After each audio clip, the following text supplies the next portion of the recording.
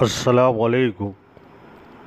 یہ ویڈیو اختر بلوچ کی کتاب کراچی والا کے مضمون سندھ میں ایرانی ہوٹلوں کا زوال سے ماخوذ ہے۔ اختر بلوچ لکھتے ہیں، تمام ایرانی ہوٹل آخرکار شاہراہوں اور بازاروں کے کارنر پلاٹ پر کیوں ہوتے ہیں؟ کراچی کے لکی اسٹار پر واقع چلو کباب سیستانی، آئی بی اے اور پی ایم اے ہاؤس کے نکڑ پر واقع کیفے مبارک، آئی چندی گڑھ روڈ پر صحافیوں کی بیٹھک کے حوالے سے مشہور خیرآباد ریسٹورانٹ، حتیٰ کہ حیدرآباد کا کیفے جاج اور لطیف آباد میں کیفے شیراز ٹنڈو، آدم میرپور خاص اور نواب شاہ کے کیفے شیراز بھی نکڑ پر واقع ہیں۔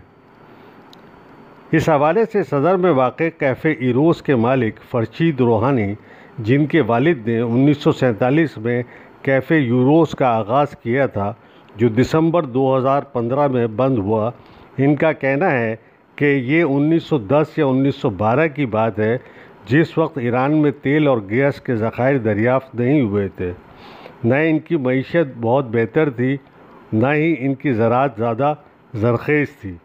یہ وہ وجوہات تھیں جن کی وجہ سے ایران سے لوگ ہجرت کر کے ہندوستان کے شہر ممبئی میں سکونت کرنے پر مجبور ہوئے۔ بعد ازاں ان ہجرت کرنے والے لوگوں میں سے کچھ لوگ کراچی آئے، جو کہ آج کل پاکستان کا ایک اہم کاروباری شہر بن گیا ہے۔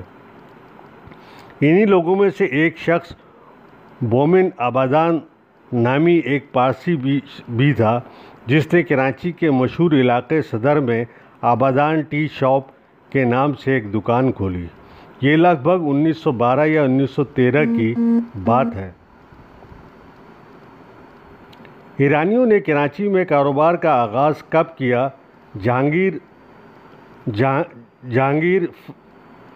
جہانگیر فریمروز پینتھکی کی مرتبہ کتاب کراچی کا زرتشتی کیلنڈر مطبوعہ 1919 میں کراچی کے پہلے ایرانی دکان کے عنوان سے تحریر ہے کہ دیگر بڑے شہروں کی طرح کراچی میں بھی ایرانی دکانوں کا اہم کردار رہا ہے۔ کراچی کی آبادی میں اضافے کے ساتھ ساتھ ایرانی دکانوں کی تعداد میں بھی اضافہ ہونے لگا۔ پہلی ایرانی دکان سیٹھ جہانگیر رستم ایرانی نے قائم کی۔ انہوں نے 1893 کے قریب یہاں رہائش اختیار کی۔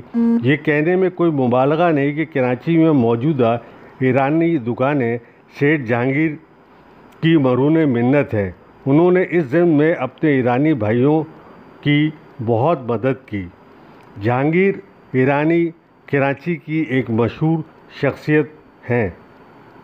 ان کے مطابق ان کے والد 1940 کے لگ بھگ برصغیر میں آئے۔ انہوں نے پہلے آبادان ٹی شاپ پر کام کیا، بعد ازاں ریگل چوک پر کیفے انڈیا کے نام سے چائے کا کاروبار شروع کیا۔ تقسیم ہند کے بعد کیفے یوروس کے نام سے کراچی میں کاروبار کیا۔ 2015 تک موجود جے ایس بینک کی جگہ پر کیفے یوروس موجود تھا۔ بہائی ایران سے ترک سکونت کرنے پر صرف اس لیے مجبور ہوئے کہ وہاں کے نہ تو معاشی حالات ہی بہتر تھے اور نہ ہی وہاں تعلیم کے مواقع موجود تھے۔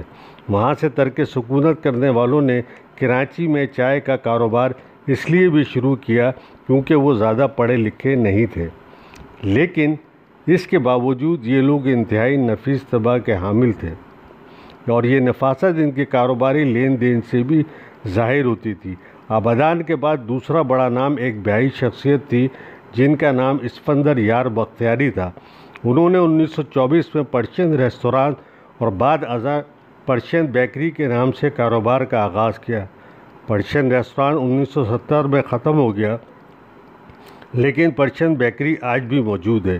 یہ وہ دور تھا جب ایم اے جناح روڈ سے صدر اور ریگل کا علاقہ بشمول ایمپریس مارکیٹ کراچی کا ایک انتہائی اہم تجارتی اور معاشی سرگرمیوں کا مرکز تھا۔ ایک وقت ایسا بھی آیا جب کراچی کا کوئی ایسا علاقہ موجود نہیں تھا جہاں کسی ایرانی کا ہوٹل موجود نہ ہو۔ ان میں سے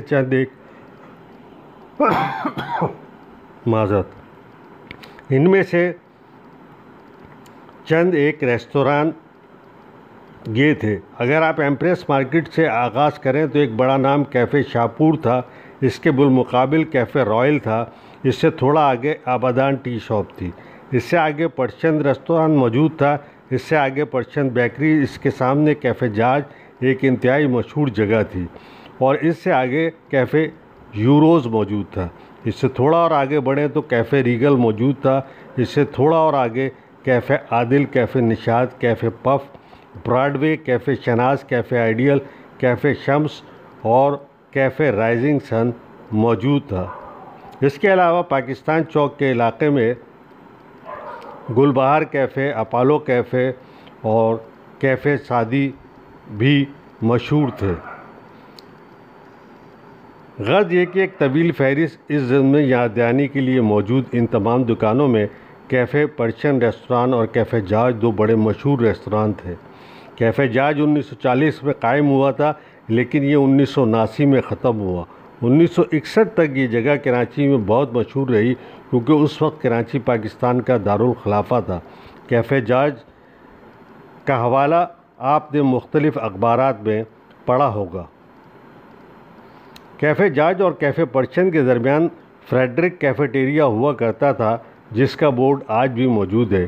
یہ پاکستان کا پہلا روف گارڈن ریسٹورانٹ تھا، جس کا افتتاح سابق مرحوم صدر اور field marshal general Ayub Khan کے ہاتھوں ہوا تھا، کیونکہ اس وقت کراچی پاکستان کا دارالحکومت ہوا کرتا تھا۔ جنرل ایوب خان کے دور کی تصاویر آج بھی موجود ہیں۔